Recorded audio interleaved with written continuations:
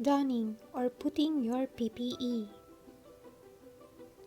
Materials needed: gown, mask, face shield, and gloves. Remember, GMGG, or gown, mask, goggles, and gloves.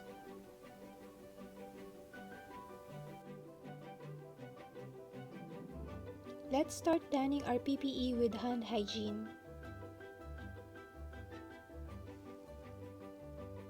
Then put the gown on.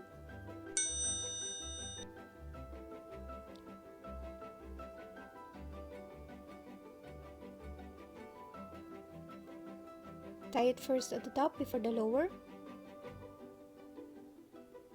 Put the mask. Tie it also at first at the top before the bottom. Then pinch to make a seal. Put your goggles or face shield. And lastly, the gloves.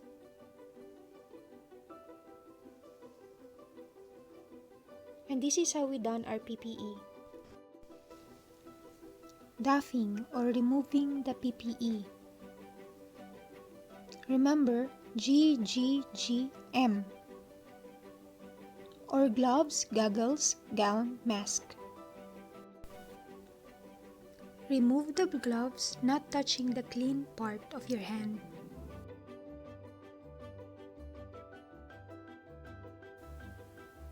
Remove by holding the face shield at the side.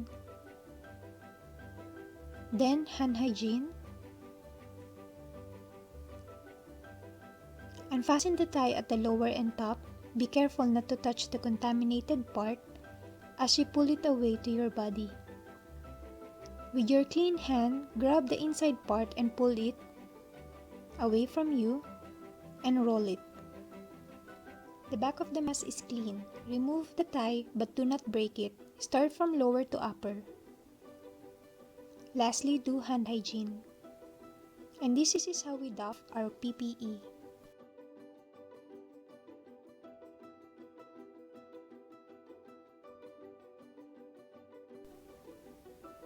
Hand hygiene.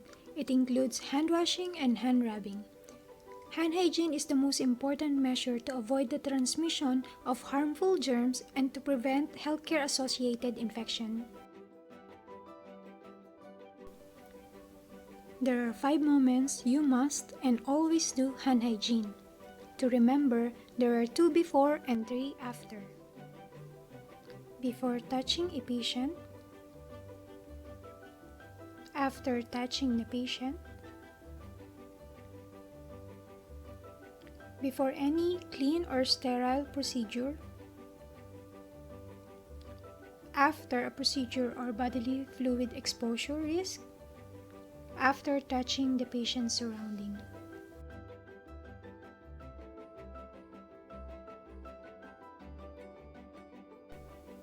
Hand washing. Wash your hands when visibly soiled, otherwise use Handrub. The entire procedure is 40 to 60 seconds. First, wet your hands, then apply your soap, then start with hand rubbing palm to palm. Then, let's clean the back of the hands.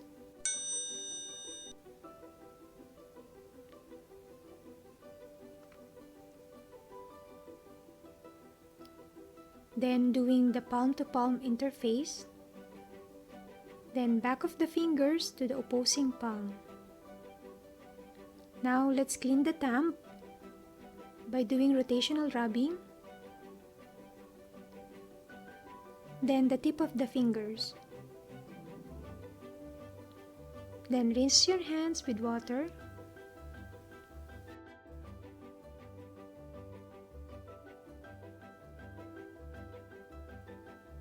And dry hands thoroughly with a single-use towel. Use the towel to turn off the faucet.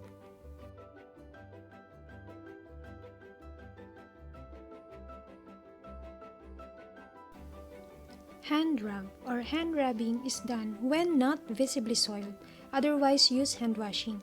The duration is 20 to 30 seconds.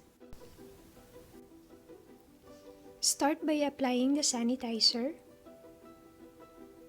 Then rub hands palm to palm. Then at the back of the hands. Then palm to palm with finger interlaced. Then the back of the fingers. And also the thumb.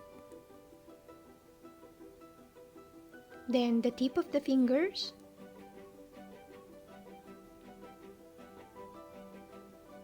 And your hands is clean.